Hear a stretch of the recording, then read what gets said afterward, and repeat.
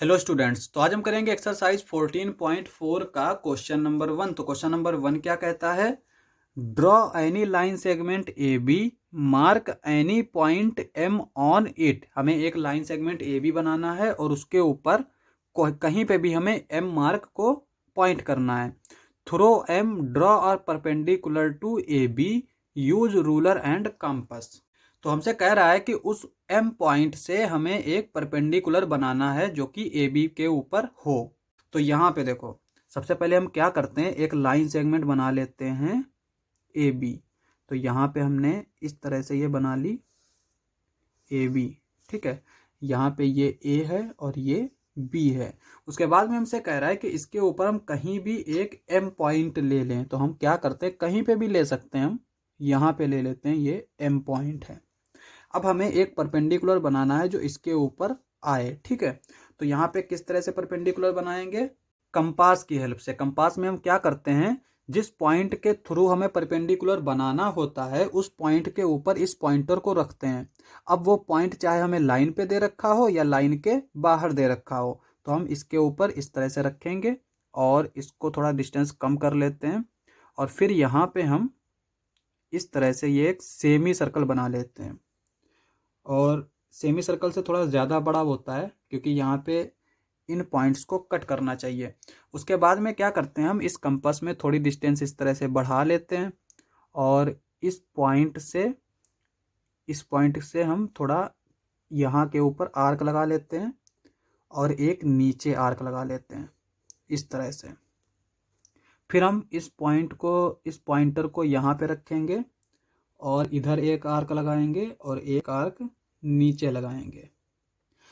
अब यहाँ पे देखो, ये जो दो पॉइंट हमें मिले हैं, एक पॉइंट हमें ये मिला है और एक ये मिला है, इन दोनों को हम मिला देंगे।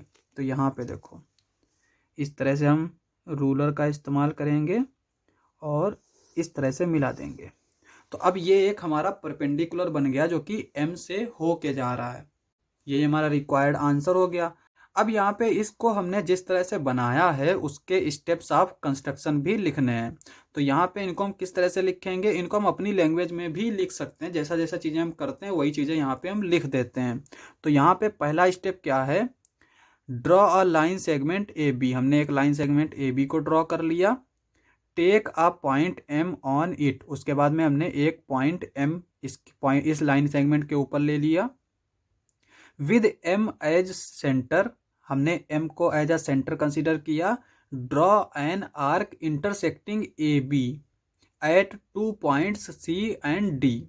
फिर हमने क्या किया, इसको सेंटर कंसीडर करके एक हमने इस तरह से ये आर्क बनाया जो कि इस लाइन को 2 पॉइंट्स पे कट कर रहा है। एक तो यहाँ पे इसको हमने नाम दे दिया सी और दूसरा यहाँ पे इसको नाम दे दिया हमने डी।